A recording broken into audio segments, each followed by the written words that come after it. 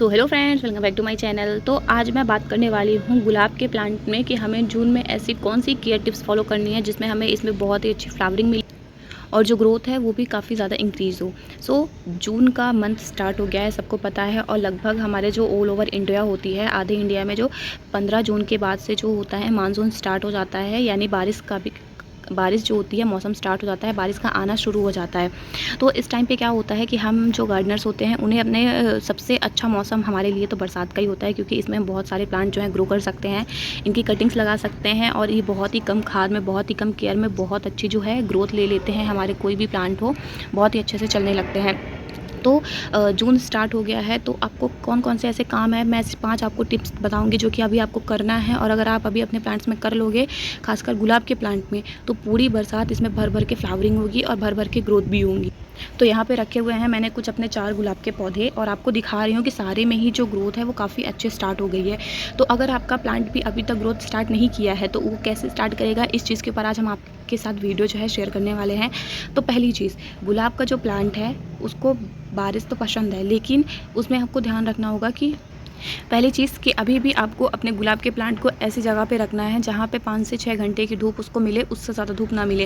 यानी ऐसा नहीं है कि जून का मंथ आ गया है तो हम इसको डायरेक्ट सनलाइट पे रख दें, नहीं। अगर अभी तक प्रॉपर आपके यहाँ बारिश नहीं आई है तो आप ये गलती बिल्कुल मत करिएगा, क्योंकि अभी भी जो सनलाइट होती है वो काफ़ी हार्श होती है। जिस दिन बारिश होगी उस दिन तो अच्छा धूप होगा, लेकिन उसके दूसरे तीसरे दिन अगर डेली पानी नहीं गिर रहा है तो धूप जो है काफ़ी टाइट हो जाती है, जिससे प्लांट जो होते हैं उनकी जो ये न्यू ग्रोथ होती है वो काफ़ी सॉफ्ट होती है। आपको भी फील है, देखिए कितनी सॉफ्ट है इनकी ये न्यू ग्रोथ। अगर ये धूप में, अगर ऐसी कड़कती धूप में रहेंगे तो ये जो ग्रोथ है ये पूरी बर्न हो जाएंगी और यहीं से ये जल जाएंगी और फिर क्या हो जाएगा, ब्लाइंड शूट में ये कन्वर्ट हो जाएगी, जिससे आगे चल के आपको कोई भी फ्लावर या फिर कोई भी जो ग्रोथ है वहाँ से आगे नहीं दिखेगी। इसलिए ये चीज़ ज़रूरी है कि आप जो है इस चीज़ का ध्यान रखिए कि इसको अभी आपको डायरेक्ट सनलाइट में नहीं रखना है। कम से कम जब तक आपके यहाँ टेम्परेचर 40 से नीचे ना चला जाए या फिर उससे भी थोड़ा कम ना हो जाए।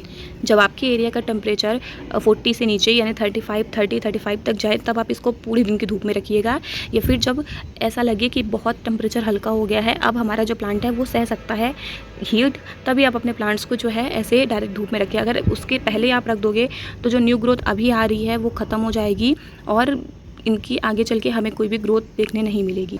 ये थी पहली टिप। दूसरी टिप, हमको ये चीज़ ध्यान रखनी है कि इस टाइम पे जून के मंथ में गुलाब के प्लांट में हार्ड प्रूनिंग बिल्कुल नहीं करनी है। हार्ड प्रूनिंग का मतलब कि प्लांट को काफ़ी ज़्यादा कट कर दें, तो ये अभी नहीं करना है, क्योंकि अभी टेम्परेचर इतना कूल नहीं हुआ है कि हमारे प्लांट जो हैं हार्ड प्रूनिंग को सह सके और वो हमें अच्छी ग्रोथ दे सके। तो अगर अभी आप उनकी हार्ड प्रूनिंग कर दोगे तो हो सकता है कि आपको जो ग्रोथ है वो देखने ना मिले, इसलिए आपको हार्ड प्रूनिंग बिल्कुल नहीं करनी है। हाँ, सॉफ्ट प्रूनिंग आप ऑल सीज़न कर सकते हो, ऑल मंथ कर सकते हो, उसमें कोई दिक्कत नहीं है। तो जैसे देख सकते हैं ये जो फ्लावर है मेरा थोड़ा पुराना हो चुका है और यहाँ से भी देख सकते हैं ये जो है मैं इसको एक नोड नीचे से जो है ऐसे कट कर दूँगी। इससे प्लांट की हमारी एनर्जी भी स्टोर रहेगी। और ये देखिए जो नीचे की हमारी जो भी जितनी भी ग्रोथ हैं वो सारी की सारी आ रही हैं, तो ये सारी और जल्दी ग्रोथ करेंगी और जल्दी बढ़ेंगी। तो ये चीज़ें भी ध्यान रखनी है कि ये देखिए नीचे जितनी भी हमारे नोड्स हैं, सारे ही नोड्स में जो है ग्रोथ स्टार्ट हो गई है। तो ये है केवल बारिश का स्टार्ट, मतलब बारिश होने के कारण। तो मतलब इनको कट करना ज़रूरी है, तभी जो है इनमें ग्रोथ आगे आपको देखने मिलेगी। तीसरी चीज़, अगर आपके जो साइड है उसमें अगर बारिश हो रही है, यानी बीच बीच में अगर पानी गिर रहा है, तो आप इसको उसका जो पानी है वो ज़रूर दीजिए। अभी जो बरसात का पानी है उसमें नाइट्रोजन भरपूर मात्रा में होता है, जिससे हमारा प्लांट अच्छे से ग्रोथ करता है। और जो इसमें सूट्स होती हैं, जो अगर प्लांट ग्रोथ नहीं कर रहा है वो भी ग्रोथ करने लगेगा।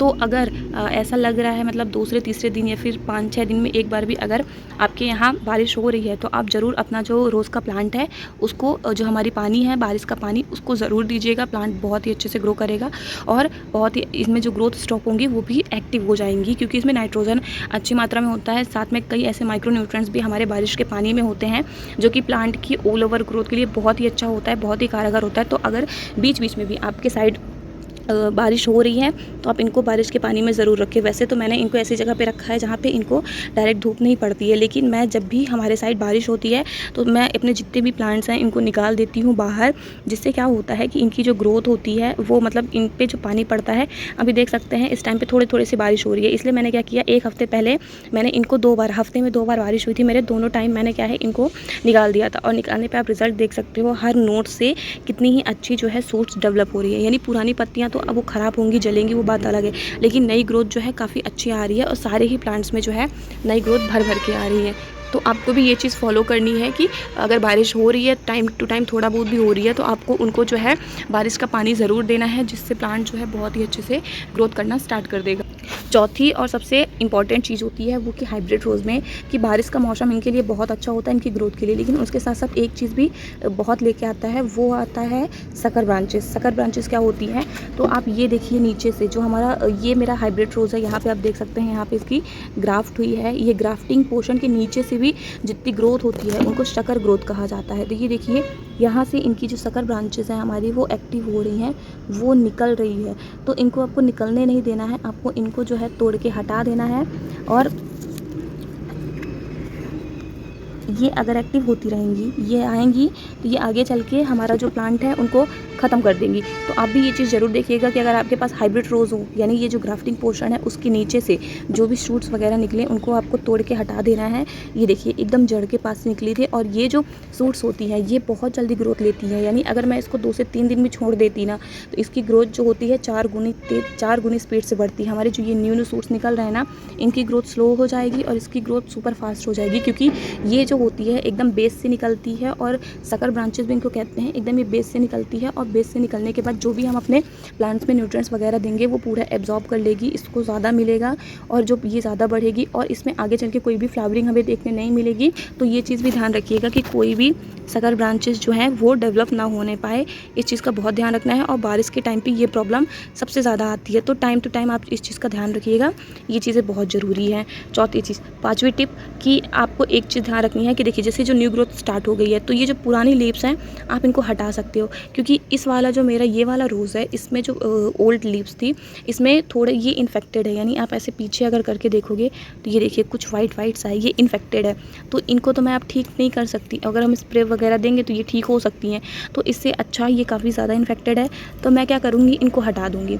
हटाने से बहुत ज़्यादा फ़ायदा होगा जो हमारी न्यू वाली ग्रोथ है उनके लिए। ये देखिए कितनी ज़्यादा इन्फेक्टेड है, और बारिश के टाइम पे ये प्रॉब्लम काफ़ी कॉमन हो जाती है प्लांट्स में। बहुत ज़्यादा जो कीड़े वगैरह हैं, या फिर ये जो वाइट फंगस टाइप का होता है, ये हमारे प्लांट्स में लग जाता है, और इसको ख़त्म कर पाना भी थोड़ा मुश्किल होता है। तो हाँ, आप बीच बीच में हफ्ते में एक बार नीम ऑयल का स्प्रे करते रहें, जिससे ये जी प्रॉब्लम्स हैं वो आए ही ना। लेकिन अगर प्लांट्स काफ़ी टाइम तक ऐसे रखा रह जाता है तो उसमें ये जो प्रॉब्लम होती है वो आना स्टार्ट हो जाती है। तो आपको क्या करना है कि इन सारी जो मतलब ओल्ड लीव्स होती हैं, अगर आपको लगे कि हाँ वो इन्फेक्टेड हैं, या फिर इन्फेक्टेड नहीं भी हैं, तो आप उनको हटा सकते हो, क्योंकि इनका अब कोई काम नहीं है। हमारा जो न्यू ग्रोथ है प्लांट्स में वो स्टार्ट हो चुका है, और जो न्यू ग्रोथ है इनको अगर आप हटा दोगे तो जो एनर्जी हमारा जो प्लांट है वो एनर्जी सारी की सारी न्यू ग्रोथों को बड़ा करने पर लगाएगा, जिससे जो हमारा प्लांट है वो और अच्छे से डेवलप होगा और अच्छे से ग्रो होगा। तो सारी ही जो लीव्स है मैं इनको हटा दूँगी। हाँ, अगर ग्रोथ स्टार्ट हो गई है तभी आपको हटाना है, क्योंकि सबको पता है कि जो प्लांट होता है वो खाना पत्तियों से ही लेता है। तो अगर हम ग्रोथ स्टार्ट होने से पहले ही इनको हटा देंगे तो ये पूरा का पूरा जो है हो सकता है कि प्लांट हमारा अच्छे से ग्रोथ ना कर पाए। तो इसलिए आपको ये काम तभी करना है जब न्यू ग्रोथ स्टार्ट हो गई हो, और अगर पुरानी लीव्स हटा देंगे तो हम सबको फ़ायदा है कि प्लांट्स की एनर्जी बचेगी, स्टोर होगी, जो कि वो इनमें लगाएगा। आज मैं आपको दिखा रही हूँ इनमें ओनली इतनी ज़्यादा ग्रोथ है, ठीक। अगर मैं आपको 3-4 दिन बाद इसका अपडेट भी दूंगी कि ये जो ग्रोथ है वो कितनी जल्दी फास्ट ग्रो करेंगी, क्योंकि जितनी भी ओल्ड लीव्स हैं उनको मैंने हटा दिया है, और इन्फेक्टेड भी थी, और काफ़ी ज़्यादा बरसात में इन्फेक्शन होता है हमारे प्लांट्स में। तो इन चीज़ों का ध्यान रखना कि अगर इन्फेक्टेड लीव्स हैं तो ये तो आप इनमें टाइम टू टाइम स्प्रे करते रहिए केमिकल का, जिससे ये ना हो। और अगर हो गई हैं तो आप इनको जो है तोड़ के हटा दें, और ऐसी जगह हटाएं जहाँ दोबारा हमारे प्लांट्स में कोई भी इन्फेक्शन ना लग पाए, और जिससे हमारा प्लांट बहुत ही अच्छे से ग्रोथ करेगा। ये प्लांट भी अगर आपको याद होगा तो इसमें भी काफ़ी ज़्यादा जो है इसी लीव्स जो पूरी ख़राब हो गई थी, तो मैंने क्या किया था, इनकी सारी लीव्स हटा के जितने भी टिप हैं सबको मैंने कट कर दिया था, और 1 महीने में मुझे इतना अच्छा रिजल्ट मिला है। देखिए पूरा जो प्लांट है वो पत्तियों से भर गया है। गर्मी ज़्यादा थी इसलिए ग्रोथ ज़्यादा अच्छी नहीं हुई है, पत्तियाँ जो हैं काफ़ी छोटी रह गई हैं, लेकिन अब फिर इसमें जो है ग्रोथ स्टार्ट हो गई है, और आगे चल के अब इनमें बहुत ही अच्छी ग्रोथ मिलेगी। तो अभी तक तो था कि हमारा जो प्लांट है उनको बस हमें शेड में रखना था, अब जो प्लांट है इनको ऐसी जगह रखना है जहाँ धूप अभी कम मिले, लेकिन अभी 15 दिन बाद जब अच्छी बारिश स्टार्ट हो जाएगी तब आपको ऐसी जगह रख देना है जहाँ पे इसको अच्छे से पानी मिले, अच्छे से न्यूट्रिएंट्स मिले, और अगर बरसात का पानी मिलेगा तो ऐसे माइक्रो न्यूट्रिएंट्स इसमें डेवलप होंगे कि ये बहुत ही अच्छी ग्रोथ करेगा, जो फ्लावर है वो भी इंक्रीज़ हो जाएगा।